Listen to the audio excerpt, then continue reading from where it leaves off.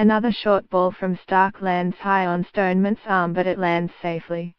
The next ball Stoneman drives down the ground for 4.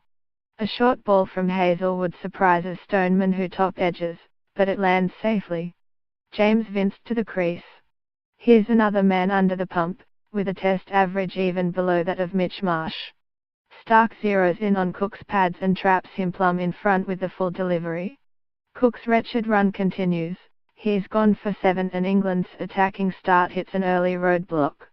1-26 positive start from England. Cook drives Hazelwood to the cover boundary. The fast outfield yielding some quick runs for the tourists. But Hazelwood gets Cook playing and missing to one that skipped up a bit. Cook off the mark with a quick single through the leg side. Stark then beats Stoneman, but a couple of loose balls down the leg side from Stark run away for boundaries. Then with the final ball of the over, Stoneman again goes through the onside with a crisp square drive. 3 straight boundaries. A bit of width from Hazelwood tempts Stoneman into a drive and he sends it to the cover boundary for the day's first runs.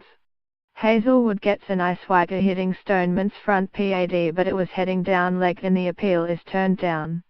Cook gets through the first over from Stark comfortably enough. Now it's Josh Hazelwood. Interestingly, Kevin Pieterse commentating for Channel 9 even after the Stars went into camp.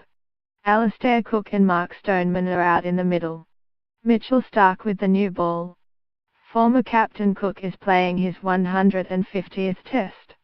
The Melbourne Stars said they would wait until the 11 was decided before it was determined whether he would return to their camp ahead of their first BBL match next Wednesday.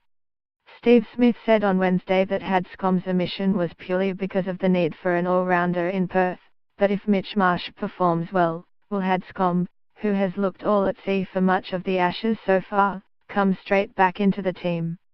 Thanks to Claire Siracusa for starting the day, Daniel Cherney now in position. That's now 3 tosses from 3 for Root. You would have got long odds on him bowling this time. The England fans gave a particularly loud, ironic cheer when they heard their team would be batting. The Marsh selection looks a bit better in light of the toss. It could be a long day for Australia's attack given the way the pitch has played in Perth in recent years. Recapping the news of the day, surrounding match-fixing allegations ahead of the 3rd test. The head of the International Cricket Council's anti-corruption unit says there is no evidence that the 3rd Ashes test match between Australia and England has been corrupted, nor is there any indication that players have had contact with alleged fixers. There was shock in Australian cricket at a report from UK newspaper The Sun of an alleged spot-fixing attempt on the Perth test, which starts on Thursday. Read more on the allegations here. Mitchell Marsh comes into the Aussie side, replacing Peter Hadscombe. Joe Root has elected to bat first.